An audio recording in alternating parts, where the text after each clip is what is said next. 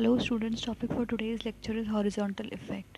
What is the doctrine of horizontal effect? The doctrine of horizontal effect in several constitution systems with the aims with the explaining that why the issue is generally difficult in some systems, easier in others. It begins with the doctrine that it lies at the level of the constitutional system rather than the constitutional doctrine.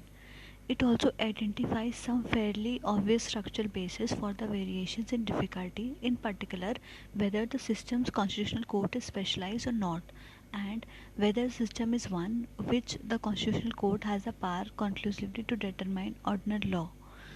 It also suggests that the difficulty has a system with the horizontal effect question varies with the degree to which the system of being supplemented classical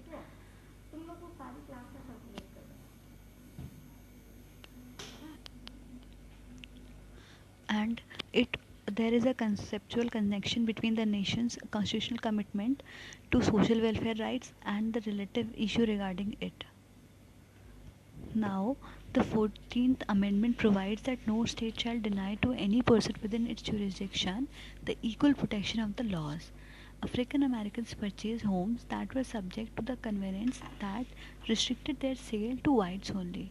Other property owners in the neighborhood sued in the state court for the specific enforcement of the restrictive covenants. The state court enjoined the American homebuyers from occupying the property.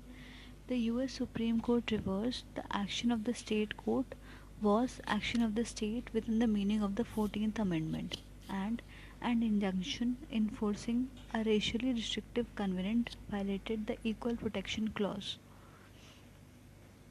The Supreme Court of Canada also held that a charter does not apply to a private litigation, as was immediately apparent that was an overstatement. A litigant subject to the liability to another private litigant by a statute that violated the charter could clearly assert the individuality as a defense. Rather, Justice Point was invoking the common rules were not subject to the charter.